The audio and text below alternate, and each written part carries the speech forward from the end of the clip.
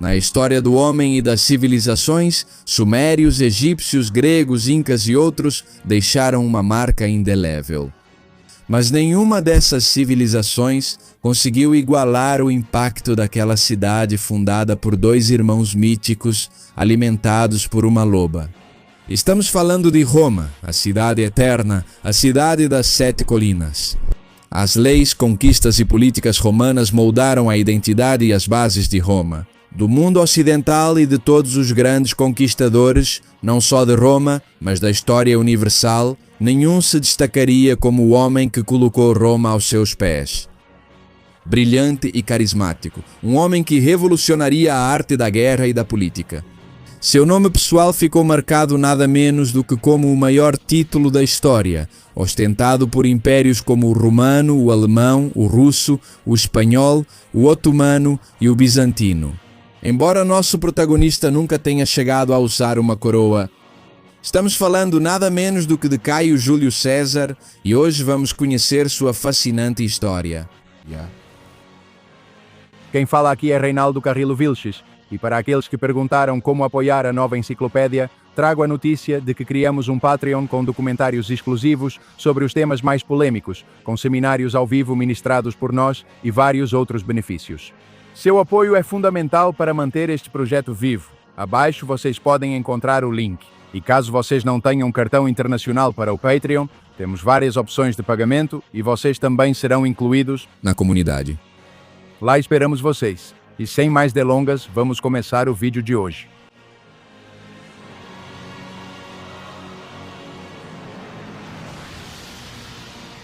Como vimos anteriormente, Júlio César, que estava com cerca de 41 anos de idade, por volta do ano 60 a.C., depois de ter subido nos degraus do poder romano, após triunfar militarmente em vários lugares e ganhar grande popularidade entre o povo e o Senado de Roma.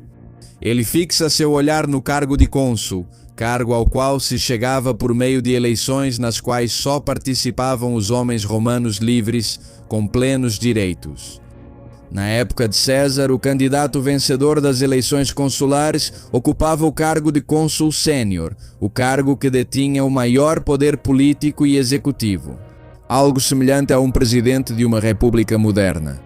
Enquanto o candidato derrotado assumia o cargo de cônsul júnior, que seria algo equivalente ao vice-presidente, governando em conjunto com o cônsul sênior.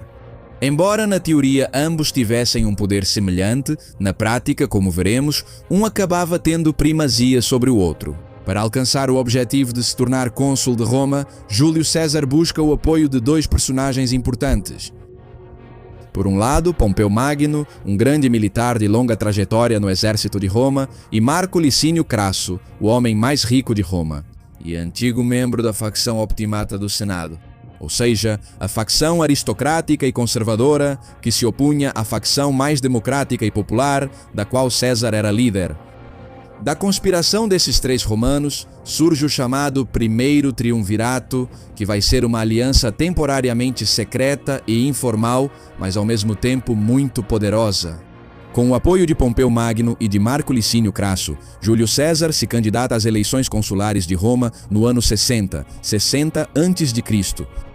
Graças à sua popularidade entre o povo romano e aos seus dois poderosos aliados, a vitória de César era inevitável. A facção dos Optimates, por sua vez, indica Marco Calpurnio Víbulo, um destacado político que havia atuado com sucesso na Ásia Menor alguns anos antes. As eleições consulares são realizadas no Campo de Marte, na cidade de Roma, no outono do ano 60 a.C. As ruas estavam agitadas e a violência era o pão de cada dia. No entanto, César consegue sair vitorioso e alcança o tão almejado cargo de cônsul sênior de Roma. Da mesma forma, como cônsul júnior ficaria Marco Calpurnio Víbulo. Ambos cônsules, tanto o sênior quanto o júnior, tinham o poder de veto sobre as decisões do outro, o que servia como uma espécie de equilíbrio, em teoria para evitar abusos de poder.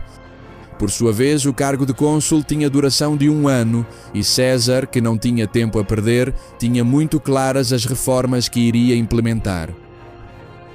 Nesse sentido, César, como cônsul sênior, começa oficialmente seu consulado em 1º de janeiro do ano 59 a.C.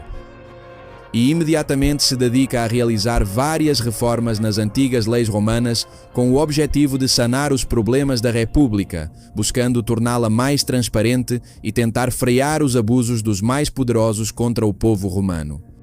Para aperfeiçoar os processos judiciais e acabar com a manipulação e corrupção que ele mesmo sofreu em sua juventude como advogado, César impulsionou várias reformas nas leis, como a Lex Directione Iudicium e a Lex Fufia Iudiciaria. Ambas proibiam que o sistema de justiça romano aceitasse acusações sem fundamento ou bases sólidas. Por outro lado, com o objetivo de ajudar a situação econômica das províncias romanas, César se dispõe a combater as cobranças e os impostos injustificados e arbitrários, aos quais a população de toda a região estava submetida. E da população de toda a República. Em consequência, propõe uma reforma chamada Lex Iulia Repetundis, que afetava tanto os magistrados, ou seja, os funcionários da administração pública, quanto os promagistrados, ou seja, aqueles que, sem ocupar o cargo de magistrado, tinham capacidade de atuar como tal em questões específicas. Essa lei também limitaria o poder de seus delegados e de seus agentes, e, por extensão, de todos os cidadãos romanos que detivessem alguma parcela de poder político. A reforma da lei em questão anulou as doações de até 10.000 sestércios que os administradores podiam receber durante seus mandatos. Também ordenou fixar listas de impostos, reprimir as extorsões, as gratificações ilícitas e os subornos e impedir a aquisição ilegítima de bens por usurpação. Além disso, permitiu que as vítimas de extorsão por parte da administração pública exigissem a devolução de seus bens. Por sua vez, Júlio César criou a Lex Iulia Peculatus, uma lei que punia com severidade a apropriação indébita e a malversação dos fundos públicos. Todas essas reformas lançaram as bases do direito romano, que punia com severidade a apropriação indébita e a malversação dos fundos públicos. Todas essas reformas lançaram em grande medida as bases do direito romano, que hoje é ensinado nas faculdades de direito e que constitui uma parte essencial da legislação mundial contemporânea. Diante de todos esses projetos, a facção dos optimates do Senado, surpreendidos pela súbita indiferença de Pompeu e de Crasso, que acreditavam estar do seu lado, mas que secretamente estavam aliados a César, eles também apresentam uma firme oposição a essas reformas. No entanto, nenhuma dessas oposições seria tão ferrenha quanto aquela quando César apresentou a Lei Agrária, um projeto de lei cujo objetivo era conceder terras aos cidadãos mais pobres da República, especialmente aos veteranos de guerra, assim como ao proletariado urbano. Como consequência, o Senado romano entra em ebulição e os optimates reagem com consternação. E para seu maior terror, Pompeu e Crasso, os dois grandes pilares do lado dos optimates, defenderam com unhas e dentes o projeto de Júlio César. Depois disso, para os optimates já era óbvio, Pompeu e Crasso haviam abandonado seu lado para se tornarem fiéis a Júlio César. O senador Catão, o jovem, inimigo de longa data de César, em privado, chega a reconhecer que o projeto era favorável para o bem-estar social de Roma. Mas se recusou a aprovar a lei, alegando que isso só ampliaria a influência de César e Pompeu em toda Roma, a quem considerava uma ameaça para a própria existência da República Romana. Nesse sentido, no dia em que a votação da reforma deveria acontecer, o projeto precisava ser aprovado pela maioria do Senado. Os debates foram acalorados e turbulentos. Como cônsul sênior, César tinha que conceder a palavra a cada senador para o debate e, por extensão e para sua frustração, também precisava dar a palavra ao seu velho inimigo Catão. Catão se levantou de seu assento e falou durante horas sem parar. Sua estratégia era clara. Ele queria se alongar o máximo possível para adiar a votação. Obstinado com essa situação, Júlio César ordena a prisão de Catão, o que causa ainda mais tumulto dentro do Senado. Catão era o senador mais prestigioso de Roma, conhecido por seu estoicismo, sua rigorosa transparência e sua defesa dos valores republicanos. Ao verem que Catão estava sendo preso, os outros senadores se levantaram e abandonaram o Senado. Júlio César, surpreso, pergunta por que estavam indo embora. A resposta dos senadores, segundo historiadores, foi contundente. preferimos estar na prisão com Catão do que no Senado com você. Sem os senadores presentes, era impossível realizar uma votação, então a lei agrária não podia ser aprovada. Ao que parece, por enquanto, César havia caído na armadilha de Catão. Ainda assim, Júlio César não desiste e recorre ao último recurso, levar seu projeto de lei aos comícios, assembleias onde todos os cidadãos de Roma decidiam sobre aspectos especiais do Estado, como a aprovação de leis ou a escolha de aspectos especiais do Estado. Nesse sentido, Júlio César, junto com Pompeu e Crasso, dirigem-se apressadamente para apresentar o projeto de lei à Assembleia de Cidadãos, inflamando as paixões do povo. No entanto, os optimates tinham uma última carta na manga. O cônsul júnior de Júlio César, ou seja, o optimate Marco Calpurnio Bíbulo, tinha, como dissemos antes, o poder de vetar o projeto de lei, sendo exatamente isso o que os optimates pretendiam fazer. Mas em seu caminho para os comícios, o cônsul júnior Calpurnio Bíbulo foi violentamente atacado pelo povo de Roma. Rasgaram suas roupas, jogaram esterco nele e o espancaram, o que resultou em uma tremenda humilhação. Como consequência, Bíbulo se viu incapaz de vetar a lei de Júlio César e até se recusou a fazer novas aparições públicas sobre esses assuntos. Os inimigos de César, de forma jocosa, diziam que aquele ano foi o ano dos cônsules, de Júlio e de César. Sem oposição, César obtém uma vitória esmagadora e a histórica lei agrária, que prometia uma grande mudança econômica para Roma, foi aprovada naquele mesmo dia. Pompeu, como militar a serviço de Roma, havia conseguido o que tanto desejava. Suas tropas finalmente receberam grandes extensões de terras. Alguns historiadores indicam que aproximadamente cerca de 55 mil romanos se beneficiaram da lei agrária de Júlio César. Depois disso, para fortalecer suas alianças políticas, Júlio César se casa pela terceira vez com Calpurnia, que era filha do senador Lúcio Calpurnio Pisão, que ao término do mandato de César iria sucedê-lo como novo cônsul.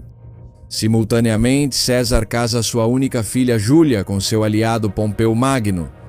Para a sorte de César, o casamento, que inicialmente havia sido forjado com fins políticos, acabou se tornando um verdadeiro relacionamento amoroso entre os dois.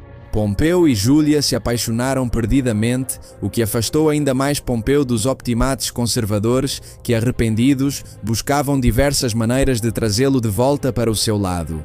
Dessa forma, o ano de 59 a.C. chega ao fim, e com isso, o consulado de César, que agora precisava buscar proteção e um cargo político que lhe desse imunidade diante dos ataques que iria receber, já não estando mais no poder de seus inimigos.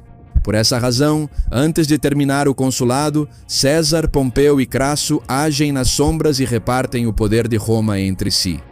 Sob o novo acordo, Crasso ficaria com a região oriental, na fronteira com o Império Parta, com o ambicioso objetivo de conquistar esse império e emular as campanhas de Alexandre, o Grande, enquanto Pompeu Magno continuaria ostentando grande poder na cidade de Roma. Quanto a Júlio César, além de se casar, como vimos, com a filha do próximo cônsul, Lúcio Calpurnio, ele será nomeado como procônsul, ou seja, como a maior autoridade política de Roma, em uma região distante de Roma, sendo-lhe atribuída a região da Gália Cisalpina, pertencente ao atual norte da Itália, antes de cruzar os Alpes.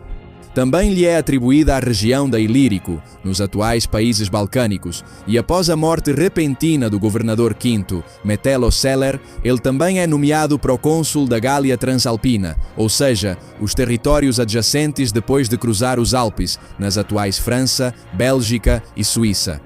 Além de receber o comando de 4 legiões romanas, junto com poderes financeiros, para fundar colônias e nomear seus respectivos legados. Assim, com tudo a seu favor, Júlio César iniciava um dos momentos culminantes de sua vida e da história, quando em março do ano 58 a.C., partia para as Gálias com o objetivo de submetê-las e conquistá-las em nome da República de Roma.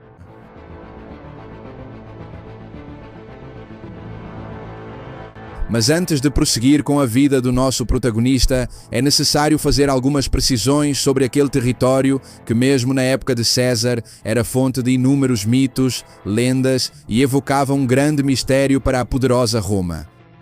As Gálias, como é conhecido o conjunto da Gália, tanto cisalpina quanto transalpina, eram um vasto território que abrangia o que hoje corresponde a países como França, Bélgica e parte da Alemanha e Suíça. Esse território era habitado em grande parte por povos de origem celta. Os celtas eram um grupo cultural e linguístico variado que havia se originado na Europa Central. Por volta do final da Idade do Ferro, por volta de 1200 a.C., quando passam de uma economia pastoril para uma agrícola e sob forte influência das migrações indo-europeias. Embora muitos dos povos das Gálias compartilhassem a mesma língua e costumes, eles não possuíam uma unidade política comum entre si. Ou seja, não existia nenhum rei, líder ou instituição gaulesa suficientemente poderoso ou unificador para manter as Gálias completamente unidas ou dominadas, assim como os povos que habitavam nelas. Isso dava a César uma vantagem substancial.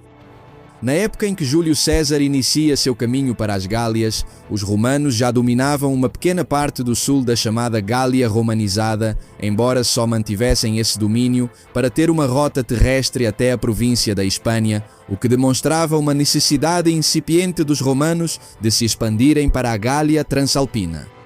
Na Gália cisalpina, por sua vez, já existiam alguns povos vassalos de Roma, como os Edúos, que em troca de sua lealdade a Roma, recebiam proteção militar romana contra outros grupos. Nesse sentido, como procônsul, César deveria garantir a estabilidade e os interesses de Roma naquela região. Voltando aos acontecimentos, a leste das Gálias, os Selvécios, outro povo germânico liderado por seu chefe, Jorge Orgetorix, cansados de viver nos frios e elevados Alpes suíços, decidem emigrar para o oeste, ameaçando entrar na Gália romanizada. Ao saber disso, César, com suas legiões, sai rapidamente ao encontro deles e ordena fortificar a margem romana do rio Ródano, com o objetivo de impedir que o povo invasor penetrasse no território gaulês romano. No entanto, César aceita receber os emissários e embaixadores dos Helvécios, que lhe informam que não tinham nenhum conflito com Roma e que apenas desejavam se estabelecer na Gália. César nega o pedido, alegando que não tinha a permissão do Senado para conceder tal desejo e que a entrada dos Selvécios só causaria distúrbios entre os grupos gauleses. Apesar da negativa, os Selvécios, ignorando a ordem de César, decidem atravessar o rio com balsas. César parte rapidamente para detê-los e os Selvécios, ao enfrentar a resistência organizada dos romanos, são obrigados a recuar. Mas depois disso, os Selvécios enviam um embaixador ao povo vizinho dos Sequanos, pedindo permissão para atravessar seu território, permissão que lhes é concedida. César logo percebe que estava se formando uma forte coalizão anti-romana entre os povos gauleses. Uma vez dentro do território dos Sequanos, os Selvécios seguem para o território dos Edúos, que, como já dissemos, eram aliados e protegidos de Roma.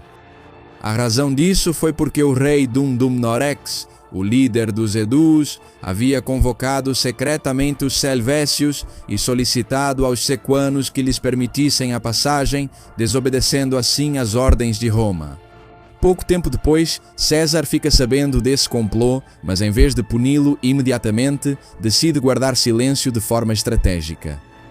Por outro lado, assim como o faro político de César havia alertado os Selvécios, a presença desse povo na Gália causa conflitos entre os demais povos gauleses. Não demorou muito para que surgissem disputas violentas entre os Edos e os Selvécios, a quem os Edos haviam decidido hospedar em seus domínios.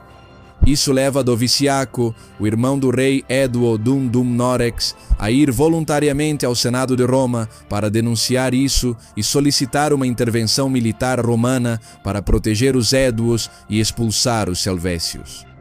Em consequência, os senadores de Roma emitem uma resolução no ano 58 a.C., instando o procônsul Júlio César a defender os Éduos e todos os povos aliados de Roma naquela região. Dessa forma, o gênio político de Júlio César, sem mover um único dedo, consegue o que precisava: uma autorização legítima do Senado romano para iniciar a conquista da Gália e dar início ao que a história chamaria de Guerra da Gália.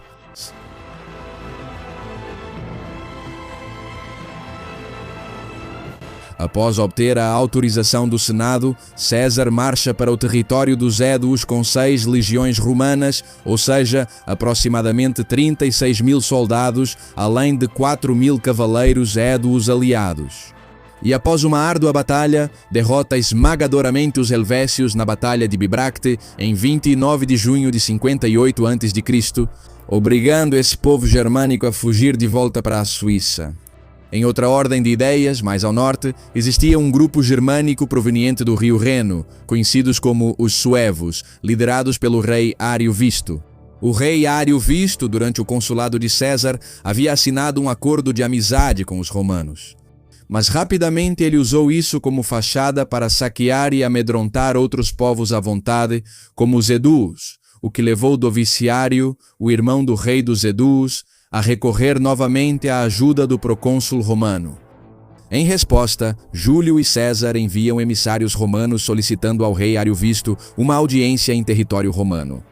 Mas o rei germânico responde que se César quisesse vê-lo, deveria ir procurá-lo. César não demora em responder ao desafio e parte para vencê-lo com facilidade na Batalha dos Bosgos em 10 de setembro do mesmo ano, 58 a.C. Nunca antes os romanos haviam levado sua presença tão ao norte da Europa que começavam a conquistar. Isso faz com que os povos belgas, conhecidos por sua belicosidade, se alterem rapidamente diante dessa possível ameaça e se tornem violentos. No entanto, os belgas vão sofrer o mesmo destino que os suevos. Um ano depois, em julho de 57 a.C., na Batalha do rio Sabis, sendo os belgas violentamente aniquilados e dominados pelas legiões romanas. Por outro lado, a leste da Gália Cisalpina, no atual nordeste da Itália, na fronteira com a Eslovênia, estava o povo dos Vênetos. Famosos por sua força naval, com grandes e rápidas embarcações que recentemente haviam constituído uma confederação de povos para combater Roma. Ciente de sua inferioridade naval, César ordena a fabricação de barcos mais sofisticados e eficazes para enfrentar seus rivais. Dessa forma, os romanos, sob o comando de César, constroem várias galeras com remos para que o movimento do barco dependesse da coordenação e força de seus soldados e não do vento. Além disso, inclui foices para cortar as velas de seus rivais. Dessa forma, os romanos e os vênetos na Gália Cisalpina se enfrentaram no Golfo de Moribã, e o gênio tático de César lhe concede rapidamente a vitória no verão do ano 56 a.C. Como César havia previsto, as galeras romanas imobilizaram os navios vênetos com suas foices, que cortavam eficazmente as velas dos outros barcos. Com a ajuda dos remos, eles abordaram os navios inimigos vênetos e lutaram corpo a corpo. A batalha resultou em um massacre para os vênetos e os sobreviventes foram reduzidos à escravidão. Vale ressaltar que grande parte dessas informações sobre as guerras da Gália são conhecidas diretamente graças a Júlio César, que escreveu uma obra intitulada, em sua tradução do latim, como Comentários sobre as Guerras da Gália. Nesta obra, César reúne inúmeros e inestimáveis detalhes sobre todo o desenrolar da guerra. O estudo dessa obra permite entender várias razões para os contínuos triunfos de Júlio César, que revolucionou para sua época a arte da guerra. Em primeiro lugar, estava o que os estudiosos chamam de rapidez cesariana, que lhe permitia realizar movimentos rápidos e surpreendentes, com os quais emboscava seus inimigos. Ao mesmo tempo, nas táticas de Júlio César estava presente o uso inovador de obras de engenharia e arquitetura, com as quais ele garantia vantagem técnica no campo de batalha. Por sua vez, Júlio César também tinha entre seus lugartenentes, pelo menos no início da guerra, várias das mentes militares mais ilustres de Roma. Como Tito Labieno, seu general mais destacado, Marco Antônio, seu companheiro mais leal e considerado um homem feroz no combate. Públio Crasso, filho de seu aliado Marco Crasso, Quinto Cícero, o irmão mais novo do famoso orador Marco Túlio Cícero, e seus sobrinhos Quinto e Lúcio. Todos esses fatores combinados vão transformando César em um conquistador formidável e imparável, que a cada vez estava mais perto de colocar todo o território da Gália aos seus pés. Voltando à guerra, no inverno do ano 56 para 55 a.C., dois povos germânicos, conhecidos como os Usípetes e os Têncteros, voltariam a cruzar o rio Reno. atormentando a paz dos grupos gauleses que já estavam submetidos ou aliados a Roma e que habitavam aquela região. César, cansado dos germanos, decide agir sem escrúpulos e os enfrenta para derrotá-los na Batalha do Mosa. Mas o colérico César, ainda insatisfeito, procede a fazer algo que seus inimigos políticos e posteriormente os historiadores lhe reprovaram. César ordena o extermínio total daqueles dois povos germanos, matando todos os seus membros, crianças, mulheres, idosos e homens. Aqueles que conseguiram escapar da batalha voltaram para a Germânia cruzando o rio Reno, acreditando que agora estariam a salvo, já que os romanos nunca tinham chegado às terras germânicas. No entanto, César, convencido da necessidade de acabar com aqueles povos irmãos que ameaçavam a estabilidade de suas novas terras conquistadas, decide tomar o tempo de persegui-los até além do rio Reno. Na perseguição dramática, os irmãos rapidamente improvisam balsas para atravessar o rio Reno, e os romanos, por não terem barcos nem balsas, não conseguem alcançá-los. No entanto, César utiliza novamente seu gênio militar junto com a engenharia romana e constrói, em apenas 10 dias, uma ponte de 400 metros de comprimento e 9 metros de largura, para que 25.000 soldados romanos atravessassem pela primeira vez o rio Reno, selando, além disso, o que foi um avanço histórico na engenharia militar universal. Uma vez dentro da atual Alemanha, César alcança em muito pouco tempo o que restava de ambos os povos irmãos, como se nunca tivesse existido aquele rio que os separava. Ao alcançá-los, César e os romanos realizam o que atualmente é considerado um genocídio, tirando a vida de mais de 200.000 pessoas e acabando completamente com ambos os grupos. Uma vez concluída a invasão, no retorno à Gália romana, César também destrói sua própria ponte. Tudo isso é narrado por César em sua obra Comentários sobre as Guerras da Gália, sem nenhum tipo de escrúpulo ou vergonha. Com esses acontecimentos, César se torna o primeiro militar romano da história a cruzar para a Germânia. Com a Gália quase totalmente dominada, o ambicioso Júlio César, no ano 55 a.C., volta seu olhar para um lugar que nenhum general romano jamais havia alcançado, a distante ilha da Britânia.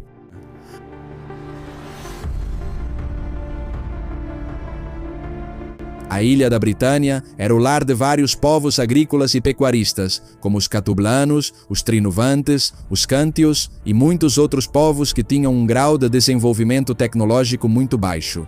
Era um dos lugares mais remotos do mundo e até mesmo onde muitos acreditavam que o mundo acabava.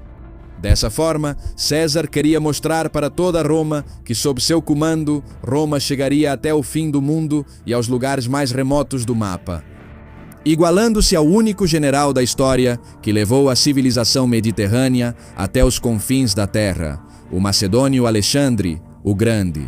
Com a desculpa de que os grupos britânicos haviam ajudado os vênetos, César empreende 2 expedições cruzando o Canal da Mancha. A primeira foi com 80 navios e 5.000 soldados, mas ao desembarcar à noite, as tropas romanas foram gravemente afetadas por uma tempestade que destruiu grande parte delas no final de agosto do ano 55 a.C. No entanto, César, no ano seguinte, ou seja, em 54 a.C., César insiste novamente com uma segunda expedição muito mais preparada, desta vez com 800 navios, 25.000 soldados e 2.000 cavaleiros. A expedição resulta em sucesso. César e suas tropas incursionam nas terras atuais de Canterbury, submetendo várias tribos britânicas, povos que, para evitar o mesmo destino que sofreram os gauleses, aceitam pacificamente oferecer tributo anual a Roma. Ao que parece, César não tinha a intenção de conquistar a Britânia. Tratava-se mais de uma campanha para elevar seu legado, seu prestígio e popularidade entre os romanos. Mas também consegue mostrar aos britânicos o poder da República Romana e as consequências que teriam se continuassem ajudando os gauleses. Nessa época, as conquistas de César também o haviam tornado extremamente rico. Isso lhe permitia ir quitando suas dívidas. Demonstrando também maestria na arte da propaganda, durante esse período César envia de seu próprio patrimônio milhares de escravos, gado e minerais para Roma, consolidando assim a imagem do general vitorioso que não esquecia a capital. Suas vitórias eram narradas por toda a cidade e celebradas fervorosamente pelo povo romano. No entanto, muito em breve seu aliado, Pompeu Magno, começa a observá-lo com desconfiança. E ao mesmo tempo as coisas para César começam a se voltar contra ele. Ao voltar da Britânia para a Gália Romana, César recebe 3 notícias catastróficas. Em primeiro lugar, ele fica sabendo do falecimento de sua única filha, Júlia, que morre ao dar à luz seu neto e filho de Pompeu. A notícia devasta completamente César. Seus soldados, que sempre o viam como um exemplo de compostura e vitória, o veem pela primeira vez arrasado. Além de ser um golpe fatal para o ânimo, também era fatal politicamente, pois o amor de Pompeu por Júlia era o principal vínculo de lealdade que ele tinha com César. Dessa forma, os políticos em Roma não perdem a oportunidade de se aproximar novamente de Pompeu para que ele se desligue definitivamente de César. Por outro lado, na Ásia Menor, Marco Crasso estava em uma sangrenta luta contra os partas liderados pelo general Surena. A pesada infantaria romana enfrentava a ágil cavalaria dos partas em Carras, ao sudeste da atual Turquia. A cavalaria dos partas lançava suas flechas mortais sem entrar em combate direto, o que era devastador para Crasso, o outro grande aliado de César. E para ele, o pior ainda estava por vir, pois seu filho, o valente Públio Crasso, que havia lutado junto com César, morre atingido por uma dessas flechadas dos cavalos partas. Ao receber a notícia, Crasso perde o controle de si mesmo e se resigna a perder a batalha. Os romanos, sem um líder que os guiasse, foram totalmente aniquilados no combate. Essa foi, segundo alguns estudiosos, uma das derrotas mais humilhantes da história de Roma. De 50.000 soldados romanos, metade foi aniquilada e um quarto feito prisioneiro, entre eles o próprio Crasso, gravemente ferido na batalha e arrasado emocionalmente pela morte de seu filho. Mas sua desgraça não termina aí, pois os partas o humilham, obrigando-o a se ajoelhar, forçam-no a abrir a boca e zombando dizem: "Veja, para que serve tanto ouro?", derramando ouro derretido na boca de Crasso. Dessa forma trágica morre Marco Licínio Crasso, o homem mais rico de Roma e um dos maiores aliados de César. Para Júlio César, a notícia da morte de Crasso era crucial, pois com Crasso morto, o triunvirato que o havia colocado no poder há alguns anos e que representava a base de seu apoio político. Lá em Roma tinha chegado ao fim, pois as relações com Pompeu estavam ficando ainda mais distantes e tensas. Agora, a terceira notícia foi a mais importante de todas. Os gauleses, cansados do jugo dos romanos, fizeram uma grande rebelião enquanto César estava na Britânia. Desta vez, os gauleses fazem algo que nunca tinham feito antes em sua história. Unificaram-se politicamente como uma só nação. E entre o inverno de 53 a.C. e o início de 52 a.C., os gauleses escolhem o rei do povo dos Arvernos, chamado Vercingetorix, de cerca de 28 anos de idade, como líder absoluto da rebelião dos gauleses. No passado, Vercingetorix havia lutado sob as ordens do próprio Júlio César, por isso conhecia em primeira mão as táticas romanas. Durante suas ações e ataques bélicos, Vercingetorix demonstra ser um líder audacioso, mas acima de tudo, eficaz e carismático. Dessa forma, ele convence facilmente a grande maioria dos povos gauleses a se unirem à sua causa, chegando até a convencer os Edúos, que eram os mais leais a César. Assim, com Vercingetorix como líder dos gauleses, eles iniciam a rebelião. No início de 52 a.C., os soldados romanos que conviviam com seus aliados gauleses são assassinados e brutalmente esquartejados. Assim, pela primeira vez, os gauleses se tornam uma verdadeira ameaça para Júlio César. Com a morte de sua filha Júlia, a morte de Crasso e a revolta dos gauleses, tudo o que César havia conquistado parecia desmoronar. Assim, César entende que deve agir rapidamente. Enquanto isso, Vercingetorix animava os gauleses com as seguintes palavras, abre aspas, "A Gália unida, formando uma só nação, movida por um só espírito, pode derrotar o universo", fecha aspas. Por sua vez, César rapidamente reúne um enorme exército e segue para Gergóvia, no centro da atual França. Entre abril e maio de 52 a.C., a luta foi feroz. Num instante, os romanos, ignorando as ordens de César, tentam capturar Vercingetorix atacando os muros da cidade. Mas isso era uma armadilha. O líder gaulês já havia escapado dali e, com suas tropas à espera, aniquilou todo romano que subia o muro. Surpreendentemente, Vercingetorix parte por conta própria em uma busca para capturar César, mas este consegue bater em retirada. Pela primeira vez em sua vida, César havia sido derrotado. Vercingetorix, entendendo que sua vitória se devia mais às falhas dos romanos do que ao mérito de seus homens, decide retirar-se para o forte de Alésia, localizado no Monte Oshua, na atual região da Borgonha, na França.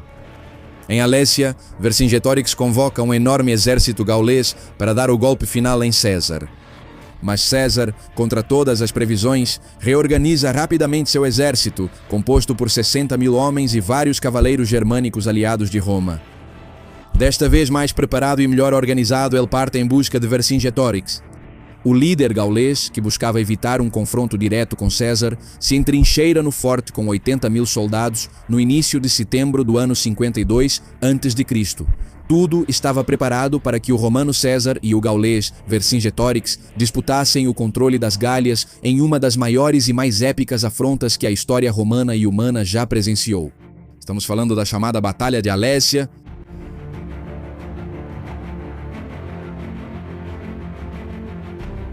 Mas antes de falar sobre essa batalha, vamos falar sobre o que era Alésia. Alésia era uma grande e bem equipada cidade, capital do povo gaulês chamado Mandúbios. Estrategicamente localizada no topo de uma colina e cercada por um muro de pedra, o que lhe dava a conotação de ser um forte militar.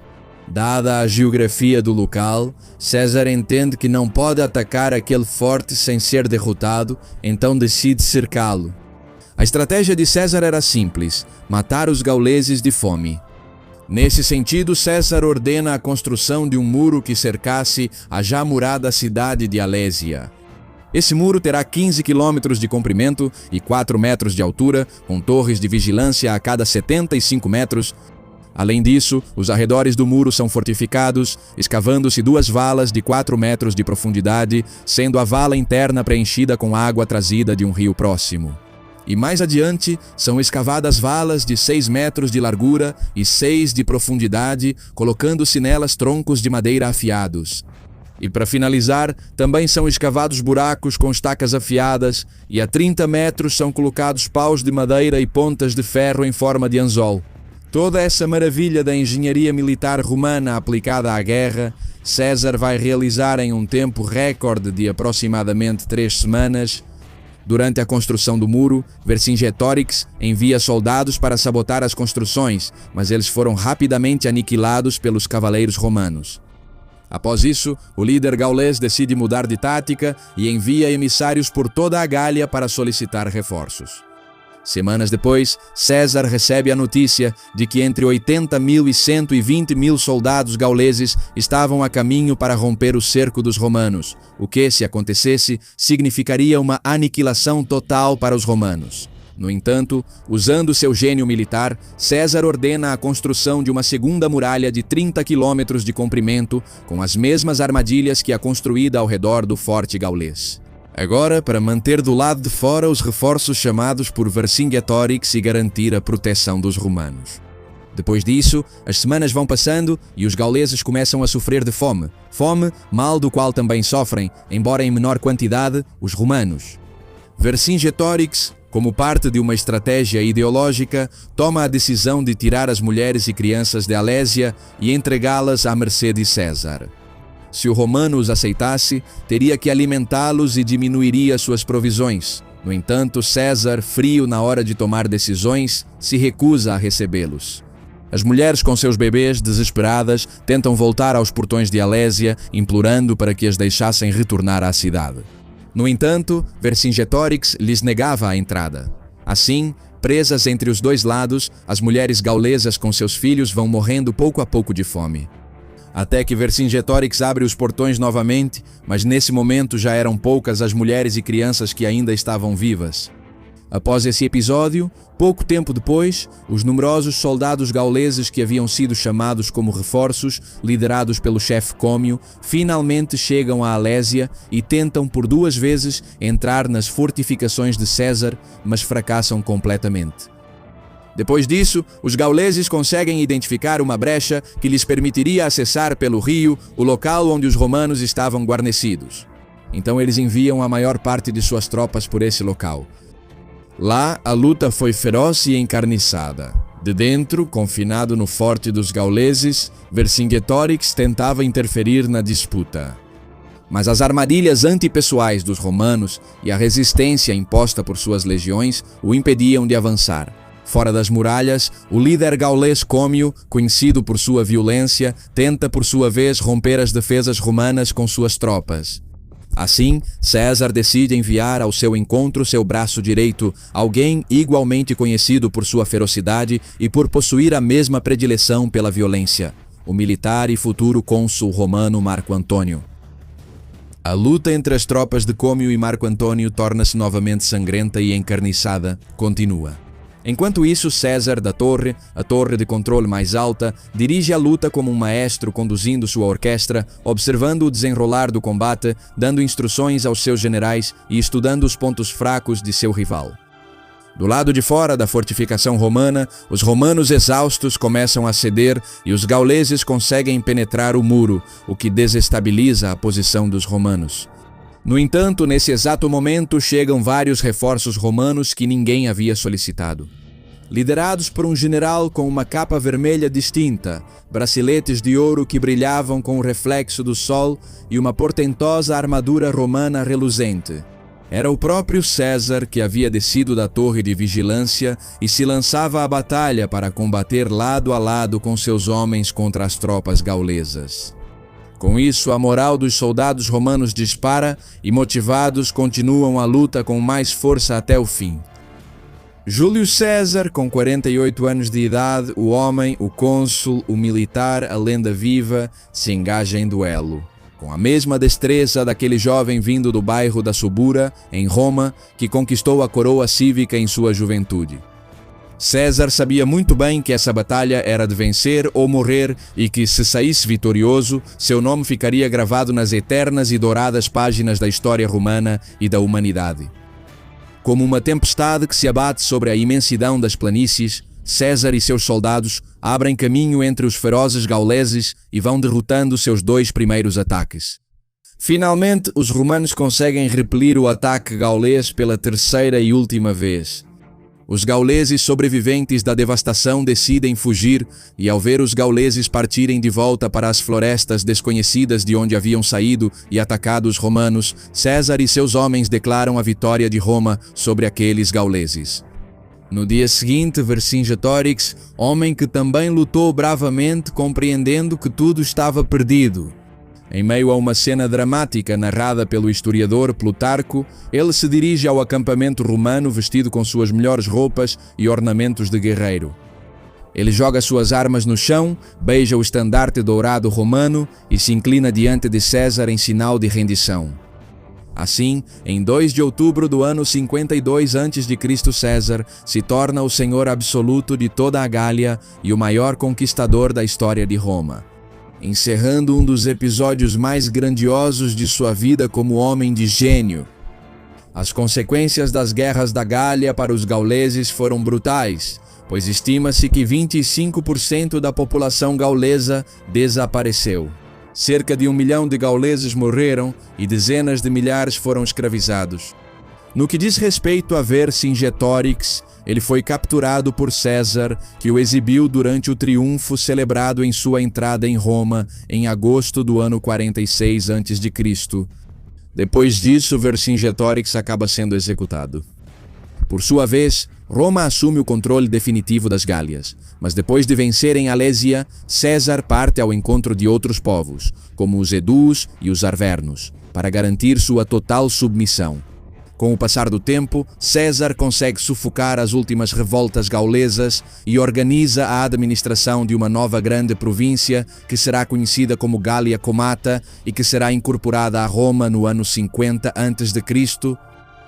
No entanto, voltando aos dias posteriores à vitória de Alésia, enquanto na Gália os romanos celebravam o triunfo de César, em Roma, um manipulado Pompeu Magno, antigo aliado de César junto com o Senado, dominado pelos optimates conservadores, Temendo Júlio César pelo grande poder que estava acumulando, emitem uma ordem clara que o colocava contra a parede. A ordem em questão estabelecia que César, como procônsul das Gálias, deveria deixar o poder e vir a Roma para ser julgado. Tratava-se de um grande complô que dava início, nos anos seguintes, a vários dos episódios mais complexos e controversos da história de Roma, tendo Júlio César como principal protagonista. Estamos falando da chamada Guerra Civil de Roma e depois da chamada ditadura liderada por Júlio César. Mas sobre esses episódios vamos falar em nosso terceiro e último vídeo sobre a vida de Júlio César. Muito obrigado a todos por terem assistido a este vídeo. Lembro que vocês nos dão um grande apoio deixando seus comentários, curtindo, se inscrevendo no canal, compartilhando o vídeo com todos os seus conhecidos e ativando o sininho para receber as notificações. Quem falou com vocês foi Reinaldo José Carrillo Vilches, este é a Nueva Enciclopedia, agradecemos o apoio e muitas bênçãos a todos.